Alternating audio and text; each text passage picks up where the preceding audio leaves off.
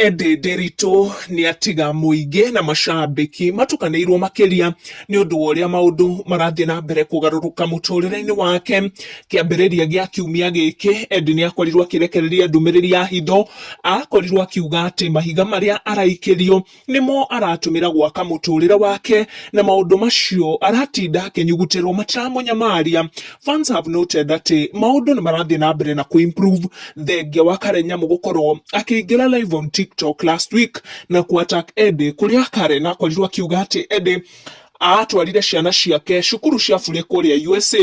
namba ya aria maralike na nginyagia kufollow Edday Derito ni thiete na mbere kuongerereka across all her social media pages, kuria makambuni ta maya maratengera mwena wa Edday Derito gukorwo makigathiriria biacara ciao. Edday posted this photo ekirite a black short, a white kofia and also a white top, na within ndagika nini cia gupost biceo makiria ma followers ngiri 30 nimonekania makilike that photo guku namba ya aria marakifollow Edday across all her social media pages makionekana kuongerereka na nginya kulike maundu maria aragiikia nenda-ini ciake na njira nene. Makiria ma andu ngiri 100 ni makoretwo makilike that photo in a very short time ugicompare na andu aria maragithie na mbere na kuongerereka page-ini ciake cia ukinyaniria, akionekana gukenerera mawega maria marathie na mbere na kuingira muturire-ini wake, akionania ati na manama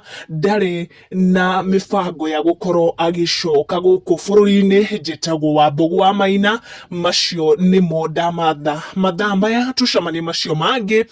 Thie na mbere na gusubscribe na kwirorera video citu.